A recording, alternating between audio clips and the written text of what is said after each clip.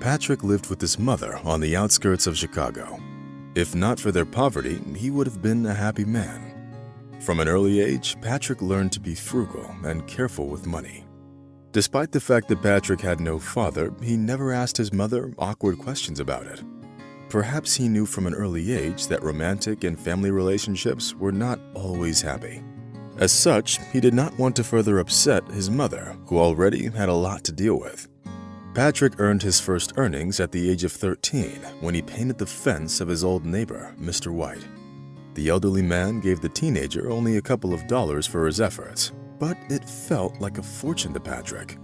Clutching a handful of change in his hand, Patrick dreamed of ways to get rich and provide for his mother with everything she needed.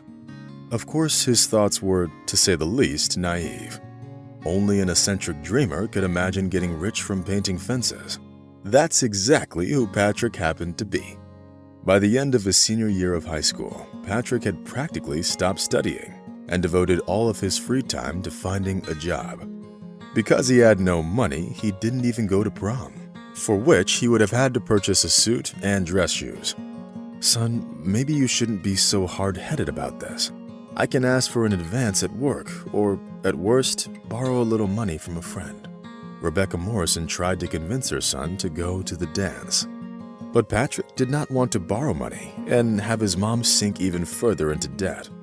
The young man knew that a growing fraction of the family's budget was being spent on his mom's medication. She found herself in need of seeing a doctor more and more often. Rebecca worked as a cleaner for many years, which caused her health to deteriorate greatly. Due to daily contact with cold water and strong chemicals, the woman developed arthritis, which made her life hell. Sometimes they didn't even have money to cover Rebecca's medication. In order to help, Patrick took on odd jobs. Therefore, the young man didn't even want to think about graduation. In his eyes, it was just a formality.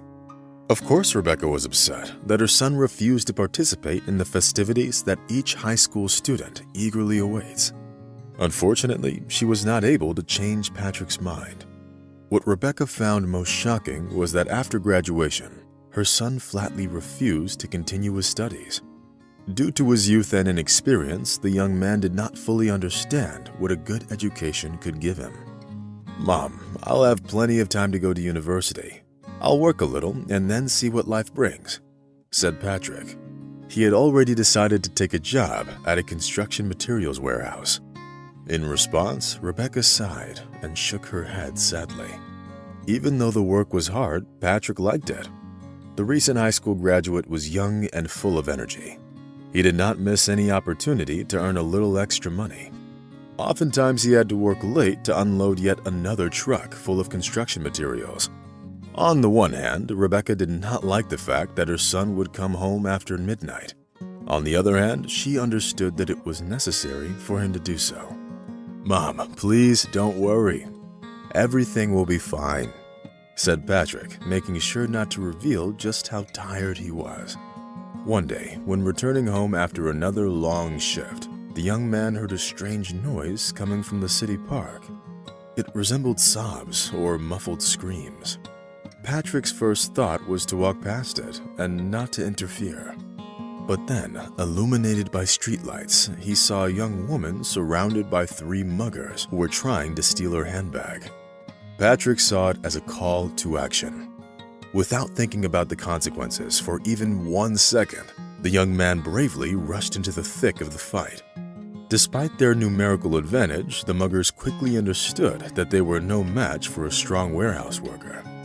At first, one of the muggers began to run. After Patrick's impressive performance, the rest quickly followed suit. Patrick did not get out of the confrontation unscathed. He was punched in the face and his shirt was torn. "Thank you. If it weren't for you, I have no idea how this would have ended," said the young woman, visibly shaken. "It's not a big deal. Everyone would have done the same thing in my place," Patrick said casually and handed the young woman her purse. The young people looked at each other and exchanged a heartfelt smile. As it turned out a little later, the young woman whom Patrick helped was named Linda Wilson. She came to Chicago from a neighboring state to meet up with her cousins, whom she hadn't seen for several years. Unfortunately, the young woman got off at the wrong stop, and as a result, had to walk alone through the park. It was then that the thugs noticed the young woman and decided to mug her. After listening to Linda's story, Patrick offered to walk her to her cousin's place. Patrick was born and raised in Chicago and knew his hometown like the back of his hand. On their walk, the young people got to talking, and Patrick learned that Linda had been married for 5 years. "I also have a wonderful son.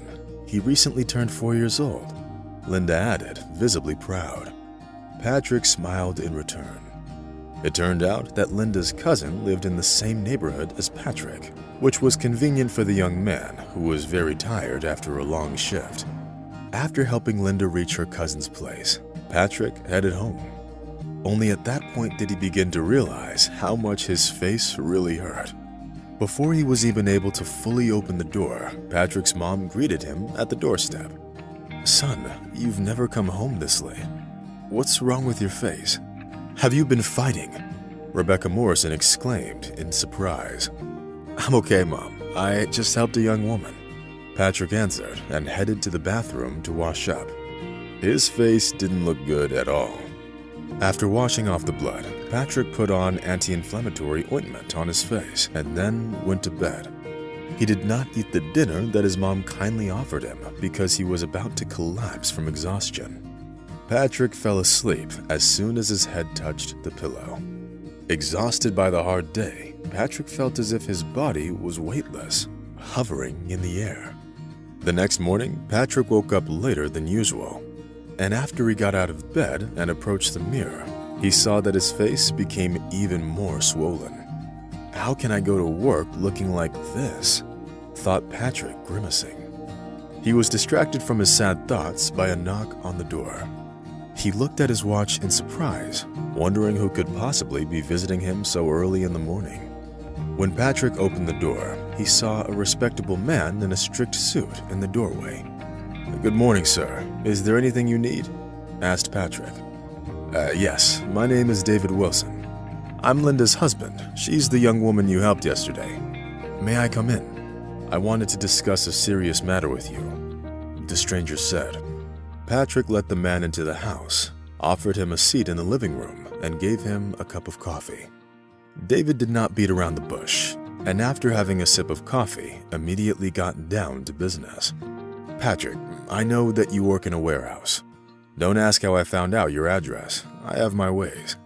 I manage a large company that specializes in the sale of computer equipment. I need a responsible person such as yourself to work as a courier. If you want, you can also study at a university in parallel. I will cover all the costs of your tuition." At first, Patrick thought that he must have misheard the stranger sitting in his house. Everything he just heard must have been a figment of his imagination. But when Patrick looked into David's eyes, he immediately understood that the businessman was not joking at all. "If this arrangement doesn't suit you, I can transfer the tuition money to your mom. If you find yourself enjoying work at my company, I promise you career growth and very high wages. Your salary will be many times higher than what you currently receive at the warehouse," David said. He made sure that Patrick knew that there was no limit to what David could do. Only then did Patrick understand the true magnitude of what David was offering. "Yes, sir, I accept your offer. You will not regret hiring me," Patrick said passionately. "I don't doubt it. I'll be waiting for you at my company offices," David said, smiling, and headed towards the front door. Patrick closed the door behind the businessman and could not contain the excitement that gripped him. He hurriedly began to pack for his move. He made a decision and knew that he would never again work at a warehouse. That morning, Rebecca was grocery shopping and didn't know about the strange guest who visited her son. After coming back home, the woman listened in awe to the strange story her son was telling her with palpable excitement. "I think you should take Mr. Wilson's offer. Don't worry about me, I'll manage," Rebecca said, showing support for her son. Patrick took his bag and hit the road the following day. He was leaving his native town and heading to Missouri, where a new life was waiting for him. David personally met Patrick and showed him the local landmarks. The young businessman turned out to be a man of his word and did everything in his power to help Patrick. To David's great joy, Patrick chose to study at the university and firmly decided to become an economist. He loved working for a growing company and never once regretted the choice he had made. A year later, he received a promotion and became a sales manager. David and Linda Wilson supported Patrick and encouraged his ambitions. Patrick became a frequent guest in their home and caught himself thinking that he was truly happy. He felt as if he had acquired a brother and sister who would never betray him and would do everything in their power to help him in difficult times. Patrick greatly appreciated David and Linda's friendship and trust. Over time, Patrick achieved everything he had dreamed of just as a child. In many ways, he even surpassed his mentor, David Wilson. When she saw her son succeed, Rebecca understood that everything in life happens for a reason. The night Patrick met Linda in the park was the universe's way of rewarding him for his big and kind heart.